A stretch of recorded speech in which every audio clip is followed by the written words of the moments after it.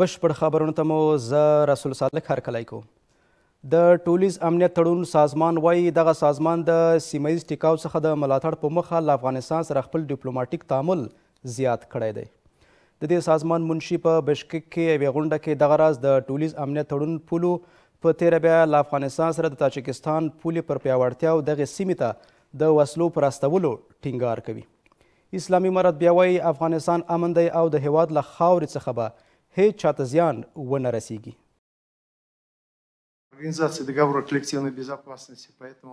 د افغانستان پر وضعیت د دوامداره څارنې پر اهمیت او له ګواښونو سره مبارزې په موخه د ټولیز امنیت تړون سازمان د غړو ترمنځ د همغږۍ پر پیاوړتیا د دې سازمان ټینګار د دغه سازمان منشي په بشکک کې د ټولیز امنیت تړون پارلماني غونډه کې ټینګار کوي. دوی به راتلونکي زېږدیز کال کې د ائتلاف سویلي پولو پیاوړتیا په ځانګړې توګه د تاجکستان او افغانستان د پولو پیاوړتیا لپاره د وسلو او پوځي تجهیزاتو لیږد پیل کړي. دغه سازمان منشي دغه راز زیاتوي چې د ټولیز امنیت تړون سازمان د سیمه ییز ټیکاو څخه د ملاتړ په موخه افغانستان سره خپل ډیپلوماټیک تعامل زیات کړی دی.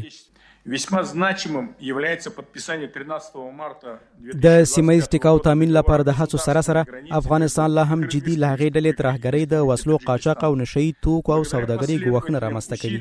د ټولیز امنیت تړون سازمان غړي بلاروس، قزاقستان، قرغیزستان او روسیه د سیمه ییز ټیکاو څخه د ملاتړ لپاره له افغانستان سره خپل ډیپلوماټیک تعامل ډیر کړی دی. خو واکمن حکومت به دغه اندېښنې بې ځایه بولي. د اسلامي امارت وایان ذبیح الله مجاهد وایي افغانستان خوندي دی او د نورو پر وړاندې هیڅ ګواښ نشته.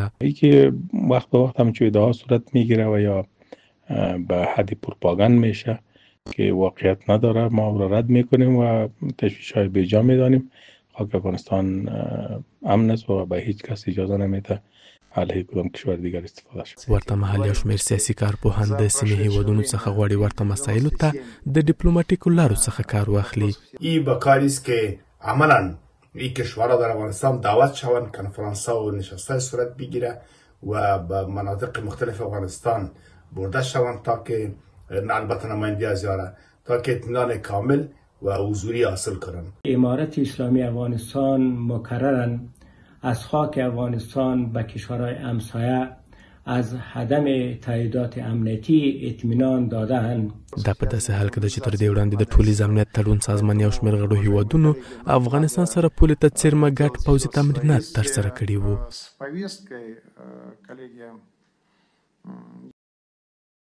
د اسلامي امارت رهبر د سرپرست حکومت له مسؤلینو غواړي د خلکو په وړاندې له زور او جبر څخه کار وانخلي.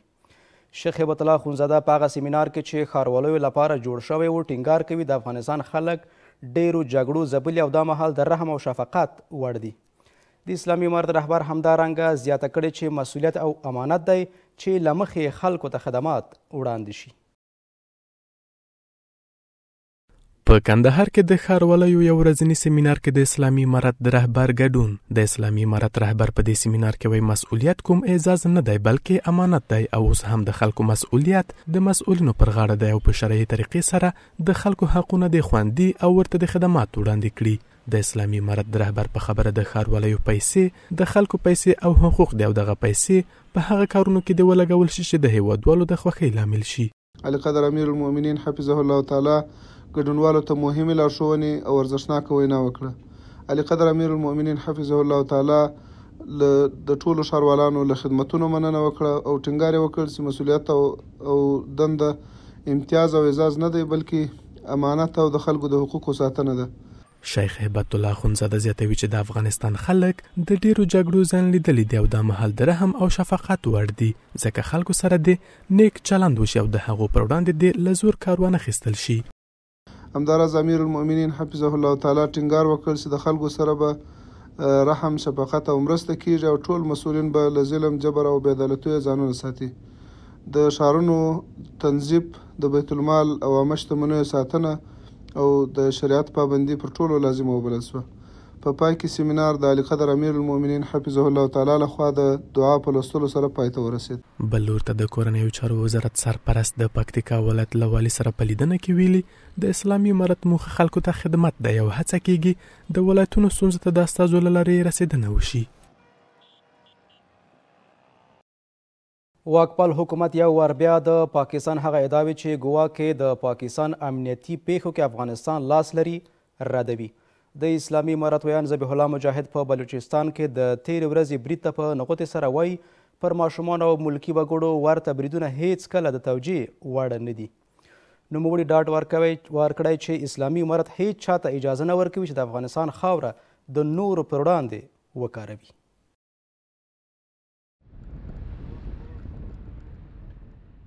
د پاکستان په ناامنۍ کې د کابل د لاس لرلو اړوند دغه هیواد د چارواکو ادعاو ته د اسلامي امارت غبرګون.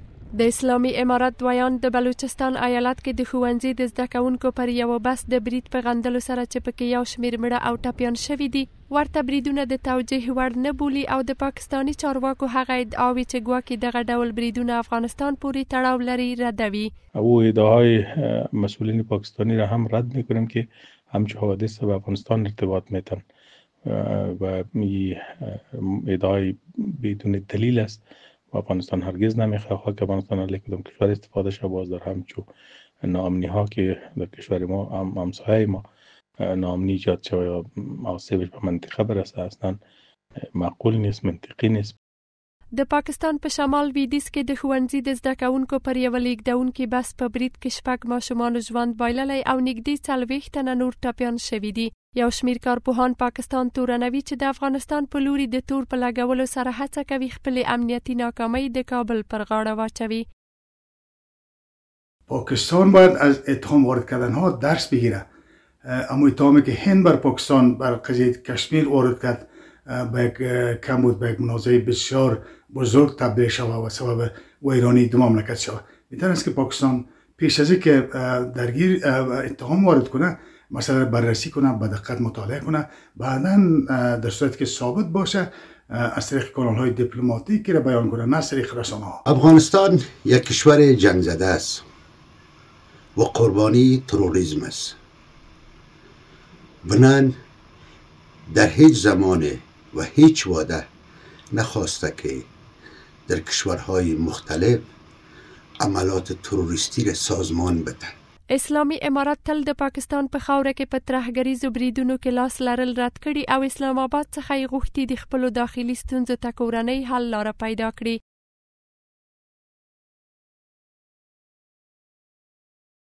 د رئیس الوزرا اقتصادي مرستیال د برېښنا په تولید کې د هیواد پر ځان بساینې له هڅو خبر ورکوي. ملا عبدالغني برادر په لغمان کې په یوې غونډه کې وایي سرپرست حکومت له کورني سرچینو څخه د اړتیا وړ برېښنا تولید په مخه ګڼې برنامې تر لاس لاندې لري. ورته مهال د برېښنا شرکت د 6 میلیون امریکایي ډالرو په لګښت سره د لغمان ولایت مرکز مهترلام ښار کې د 10 میګا واټ لمریزې برېښنا د تولید د یوې دستګاه جوړېدو چارو له پیله خبر ورکوي. له کورنیو سرچینو څخه د برېښنا تامین او له ګاونډیو هیوادونو څخه د وارداتو کمښت لپاره هڅې.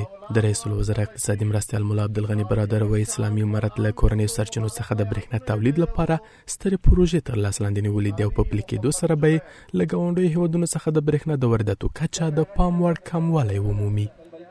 دا چې افغانستان د تیرو څه باندې 4 لسیزو ناخوالو او اشغال له امله د نورو برخو ترڅنګ د برېښنا په برخه کې هم په وارداتي برېښنا متکی دی او هر کار زموږ د ملي بودیجې زیات رقم د وارداتي برېښنا په مقابل کې ورکول کیږي په داسې حال کې چې له بهر واردېدونکې برېښنا له یوې خوا د هیواد لپاره قیمتي تمامیږي. ورته مهال د لغمان ولایت مرکز د مهترلام ښار کې د 10 میګا واټ لمریزې برېښنا د تولید دستګاه د جوړولو چارې پیل شوې دي. د برېښنا شرکت عمومي رئیس وایي دغه پروژه به د یو خصوصي شرکت لخوا د 6 میلیون امریکایي ډالرو په ارزښت سره په 6 میاشتو کې پلي شي چې د صنعتي کارخونو سربیره د 1000 کورنیو برېښنا به هم تامین کړي. 1404 کال چې روان کال ده په دغه کال کې به مونږ 50 میلیارډ افغانۍ مصرفو چې په دغه 50 میلیارډ کې د کارمندانو د معاشاتو ترڅنګ یو شمېر نور اداري مصارف هم شامل دي او د دې اکثره برخه به په انکشافي برخه کې مصرفېږي. د مهترلام ښار اوسیدونکي که څه هم د لمریزې برېښنا د تولید د دې دستګاه د جوړېدو چارو له پیله خوښ دي، خو له سرپرست حکومت څخه غواړي په دغه ولایت کې د لا ډېرو پراختې پروژو په پلي کېدو هڅه وکړي. د کړاو سره به موږ مخامخ نشو، دغه لاس نګاوار سره نه ده، موږ ستونزه به ډېر، موږ مشکلات به ډېر سره ډېر به زر حل شي. موږ د الینګار کې ښه اوبه لرو، لغمان ډېر ښه اوبه لري، شین لغمان ده، دواړه خواته اوبه ډېرې دي او ښه بندونه هم پکې راځي که زموږ مشران دې ته توجه وکړي. دا په داسې حال کې ده چې د وروستیو کې د برېښنا شرکت د ځینو خصوصي شرکتونو په ملاتړ سره په ځینو نورو ولایتونو کې له هغې ډلې بلخ کې د لمریزې برېښنا د تولید ورته دستګاهو جوړېدل پیل کړي دي او له کورني سرچینو څخه د اړتیا وړ برېښنا له تامین څخه یې ډاډ ورکړی دی.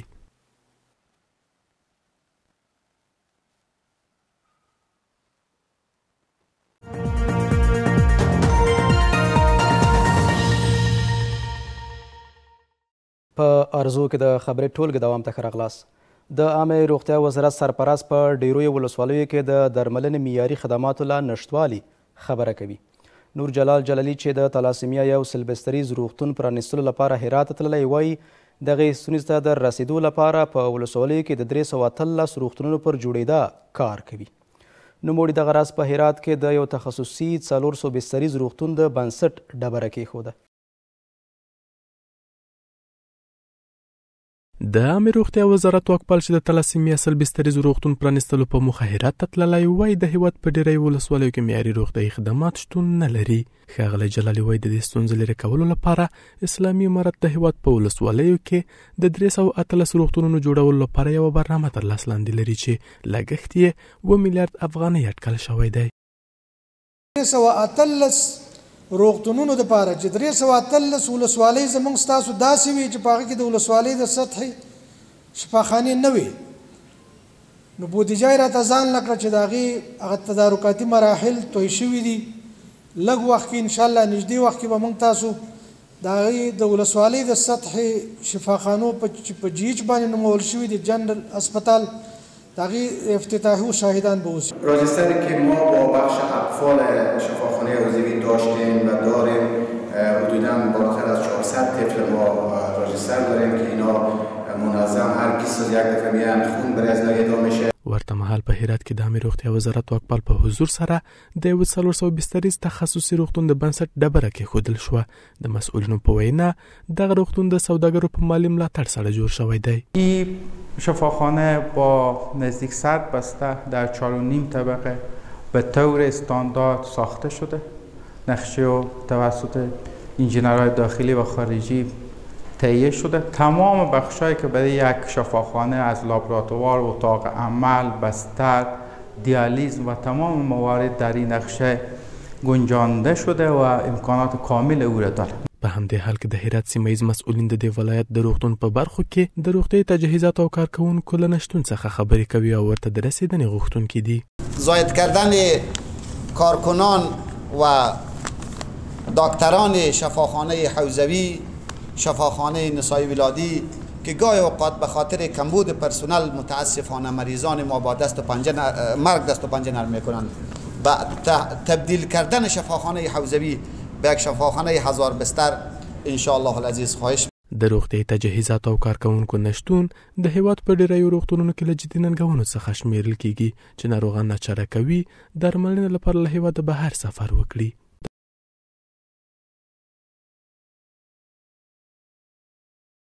د مخابراتو او معلوماتي ټکنالوژي وزارت سرپرست د مخابراتو او معلوماتي ټکنالوژي برخه کې د افغانستان او ازبکستان ترمنځ پر همکارۍ ټینګار کړی دی. نجیب الله حیات حقانی وایي د ازبکستان د مخابراتو وزیر سره په کتنه کې په افغانستان کې د پانګونې فرصتونه د دې هیواد پانګوالو لپاره مناسب بللي دي.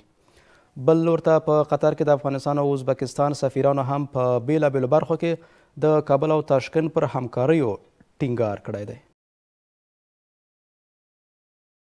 د افغانستان او ازبکستان د چارواکو لیدنه او په بیلابیلو برخو کې د دوړو هیوادونو پر همکارۍ ټینګار. د مخابراتو او معلوماتي ټکنالوژي وزارت اعلان وکړ چې د دې وزارت واکپال په تاشکند کې د ازبکستان د مخابراتو وزیر سره په لیدنه کې د ازبکستان پانګوال لپاره په افغانستان کې د مخابراتو او معلوماتي ټکنالوژي برخه کې د پانګونې فرصتونه مناسب بللي دي. د ازبکستان د مخابراتو وزیر هم په دې لیدنه کې ویلي هیواد افغانستان سره د ښو اړیکو غوښتونکی دی. همانطوری که شما میدونین ثبات افغانستان ثبات منطقه ثبات جهان است. هر قدر روابط افغانستان با کشورهای همسایه مستحکم شود به عموم منوال فضای اعتماد میان کشورها ایجاد میشه و هم از لحاظ اقتصادی و هم از لحاظ سیاسی در کل کشورها آماده میشن که امارات اسلامی را به رسمیت بشناسند. بلور ته په قطر کې د افغانستان او ازبکستان سفیرانو په لیدنه کې په بیلابیلو برخو کې د کابل او تاشکند پر همکارۍ ټینګار کړی دی. در دیداری که با سفیر ازبکستان آقای اشرف خوجایف در مقر سفارت امارات اسلامی افغانستان در دوحه داشتم. در مورد روابط دوجانبه، تزیید تجارت بین دو کشور، سرمایه گذاری ازبکستان در افغانستان، ظرفیت سازی کدرها، همکاری درباره مکانیزه کردن زراعت افغانستان و ساخت زیربناها صحبت کردیم. یو شمېر کارپوهان هم په بیلابیلو برخو کې د افغانستان او ازبکستان ترمنځ همکارۍ د دوړو هیوادونو په ګټه بولي. امیدوار هستیم از این فرصت‌های به وجود آمده در تعمیق گسترش روابط افغانستان با سایر کشورهای منطقه و همچنین دوستی میان مردمان افغانستان و ازبکستان بیشتر گسترش یابد، زیرا تحکیم این مناسبات میتواند باعث تحکیم صلح و امنیت در منطقه و کشورهای جهان گردد. اگر دو طرف بتواند برای گسترش روابط و همکاری‌های متقابل با همدیگر زمینه سازی بکنند و بتوانند در آینده همکاری‌های متقابل را توسعه دهند، نه تنها که منافع هر دو کشور